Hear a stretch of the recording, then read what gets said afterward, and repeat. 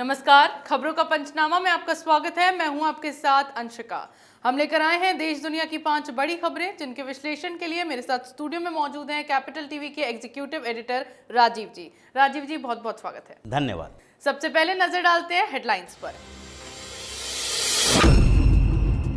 शराब घोटाला मामले में सीबीआई के समन के बाद अरविंद केजरीवाल ने की प्रेस कॉन्फ्रेंस। पेशी से पहले बुलाई आप विधायकों की बैठक, आगे की रणनीति पर की चर्चा।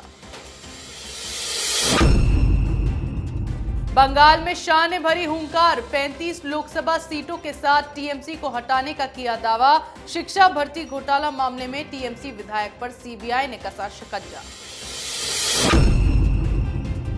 राहुल गांधी ने खाली किया सरकारी बंगला, ट्रक में सामान भरकर पहुंचे सोनिया के आवास। लोकसभा सदस्यता रद्द होने के बाद मिला था बंगला खाली करने का नोटिस। माफिया अतीक अहमद की बढ़ेंगी मुश्किलें, पाक कनेक्शन सामने आने के बाद यूएपीए के तहत दर्ज होगा केस। यूपी एटीएस ने की तैयारी। अमृतपाल के गुर्गों पर पुलिस का शिकंजा, वकील सहित 3 लोग गिरफ्तार। विदेशों में बैठे साथियों के संपर्क में थे खालिस्तान समर्थक।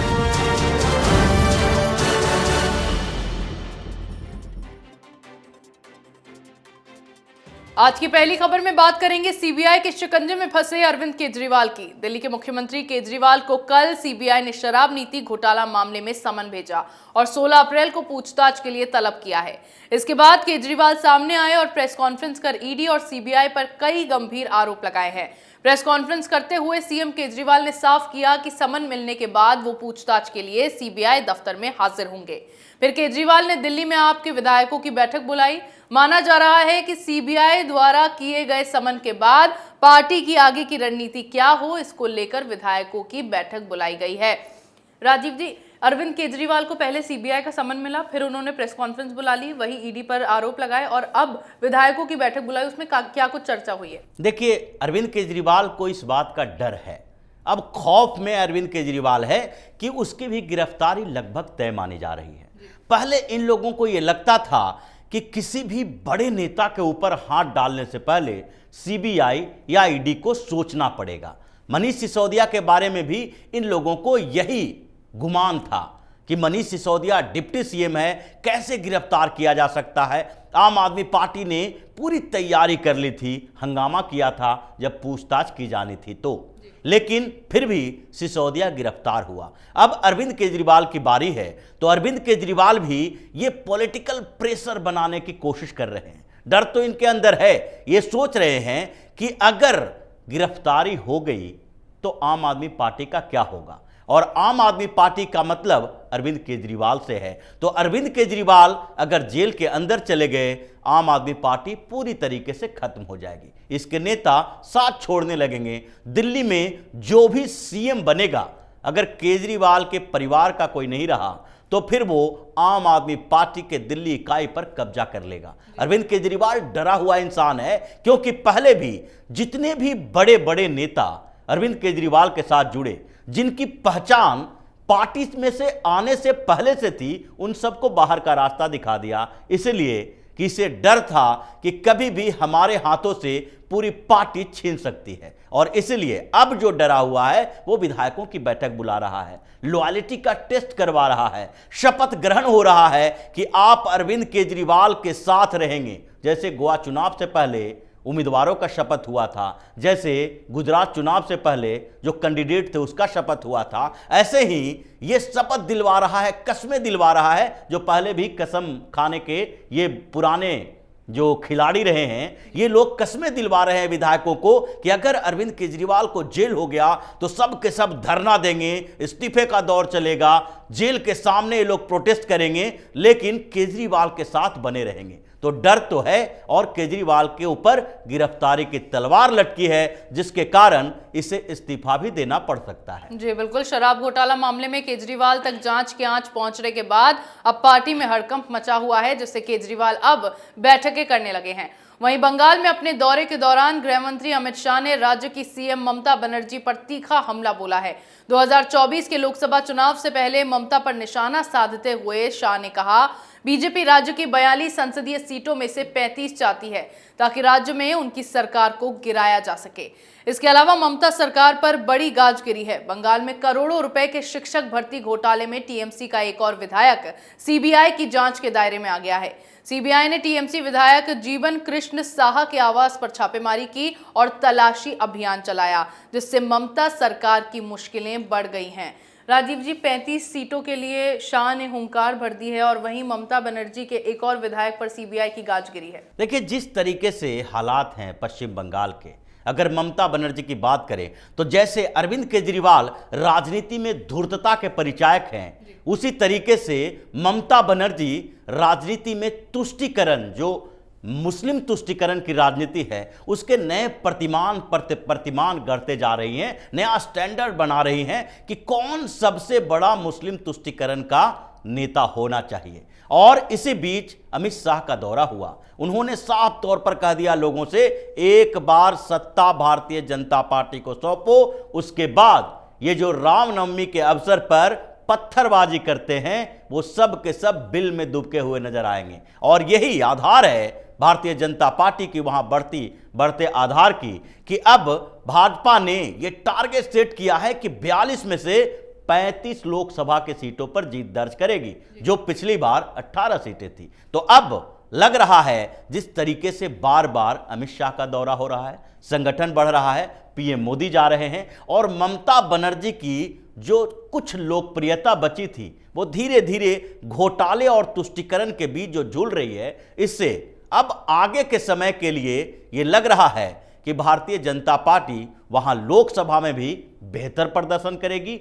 35 सीटों का टारगेट है तो 30 के आसपास सीटें लाएगी और विधानसभा में भी भाजपा के आगे की रणनीति यही है कि सरकार अब तृणमूल कांग्रेस की नहीं बल्कि भारतीय जनता पार्टी की बननी चाहिए। जी बिल्कुल, एक तरफ तो शाह ने ममता के गढ़ में हुंकार भरी है और दूसरी तरफ टीएमसी के एक और विधायक पर सीबीआई की जांच की आंच आने से बंगाल सरकार मुश्किलों से घिर गई है।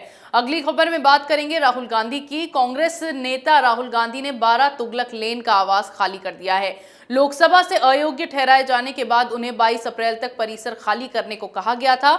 उनके आवास के बाहर 2 ट्रक खड़े देखे गए और बाद में सामान को उनकी मां सोनिया गांधी के 10 जनपद स्थित आवास में पहुंचा दिया गया। आपको बता दें कि 10 जनपद सोनिया गांधी का सरकारी आवास है, जहां वो पिछले 32 साल से रह रही हैं।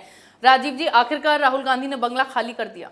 खाली करना ही पड़ेगा, क्योंकि जिस तरीके से राहुल गांधी ये कानून का मजाक उड़ा रहे थे, ये सोच रहे थे कि इनका तो खानदान ऐसा है जो प्रधानमंत्री देता है देश को, तो ऐसे में इनके ऊपर ऐसी कार्रवाई कैसे हो सकती है। अगर उनको 2 साल की सजा हुई तो लोकसभा के सदस्यता जाने के लिए एक ज़्यादा से ज़्यादा समय सरकार देगी। इन लोगों को कभी भरोसा ही नहीं होता है कि कानून के साथ प्रशासनिक व्यवस्था जो है, प्रशासन और कानून साथ साथ चलाने के लिए सरकार वैसी बन गई है।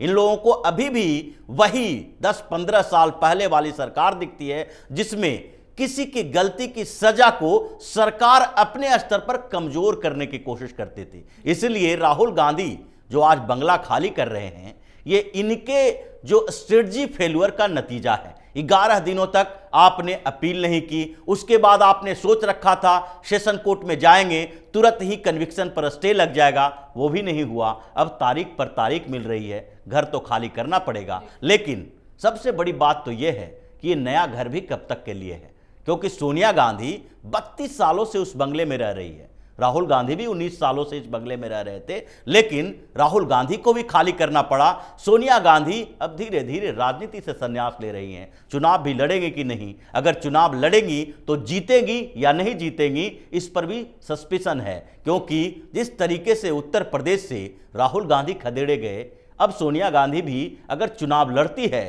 तो हार लगभग सुनिश्चित माना जा रहा है। इसलिए अभी जो ठौर ठिकाना उन्होंने नया ढूंढा है वो भी अब खाली होने वाला है। जी बिल्कुल।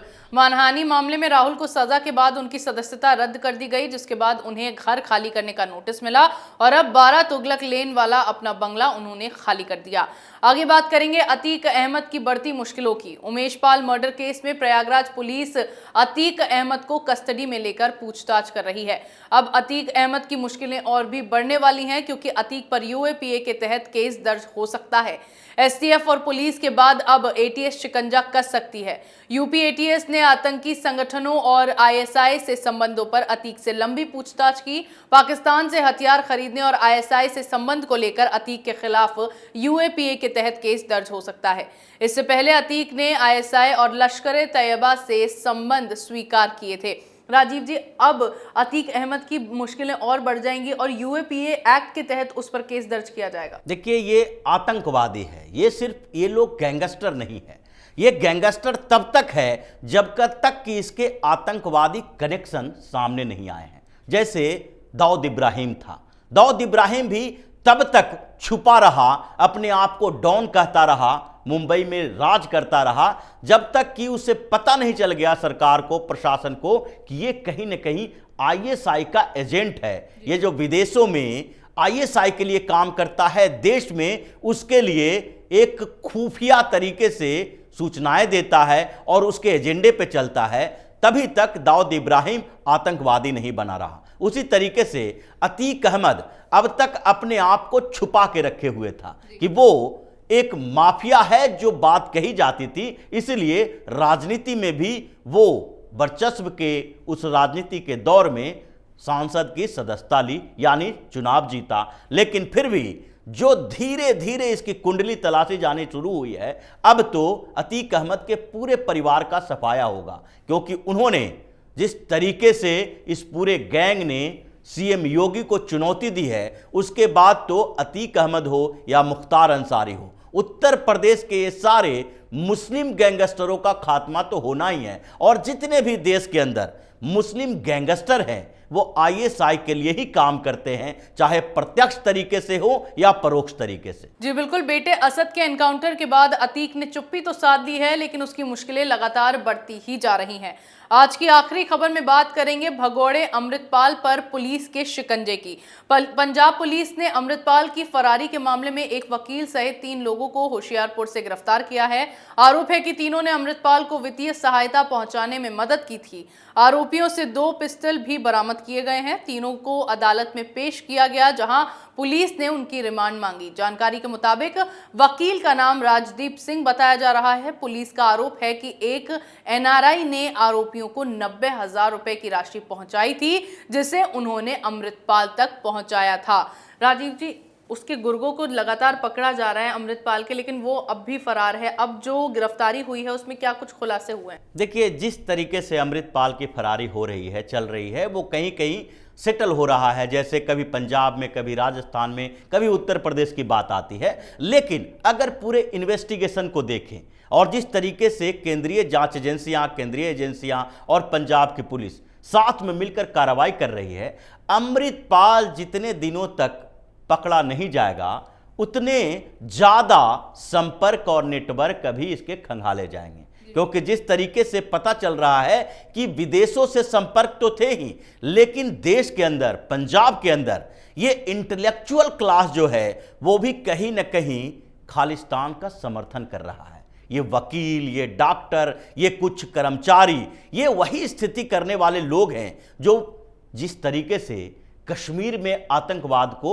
समर्थन देने वाले कश्मीरी इंटेलेक्चुअल क्लास था। तो अब पंजाब में उस पूरे नेटवर्क को तलाशा जा रहा है और इसीलिए कई जो खालिस्तानी समर्थक जो साइलेंटली समर्थन करते रहते हैं, उन लोगों का मानना है और वो दबाव डाल रहा है कि जल्द से जल्द अमृतपाल सरेंडर कर दे। अगर अमृतपाल सरेंडर करता है तो उसके बाद पुलिस जो है वो धीमी हो जाएगी, सुस्त हो जाएगी, क्योंकि अमृतपाल जेल के अंदर होगा, उसके पूछताछ की बात तो होगी, लेकिन उसके पूरे नेटवर्क पर उस तरीके से शिकंजा नहीं कसा जाएगा जैसे कि उसके फरार होने पर कसा जा रहा है। तो ये जो दबाव बन रहा है पंजाब के अंदर उसके ऊपर, उसका मतलब है कि साइलेंटली कुछ एक वर्ग है जो समर्थन करता रहा है खालिस्तान का, और उस वर्ग के नेटवर्क को तोड़ना सबसे जरूरी काम है। जी बिल्कुल, अमृतपाल पर शिकंजा कसवाने में पंजाब पुलिस पूरी तरह विफल रही है। हालांकि लगातार इस मामले में उसके गुर्गों को दबोचा जा रहा है। देश दुनिया की तमाम बड़ी खबरों पर हमारे साथ आपके विश्लेषण के लिए बहुत बहुत धन्यवाद। खबरों का पंचनामा में मेरे साथ आज इतना ही। अगर आपको हमारा ये वीडियो पसंद आया हो तो इसे लाइक करें, शेयर करें, कमेंट करें, साथ ही हमारे चैनल को सब्सक्राइब करना ना भूलें।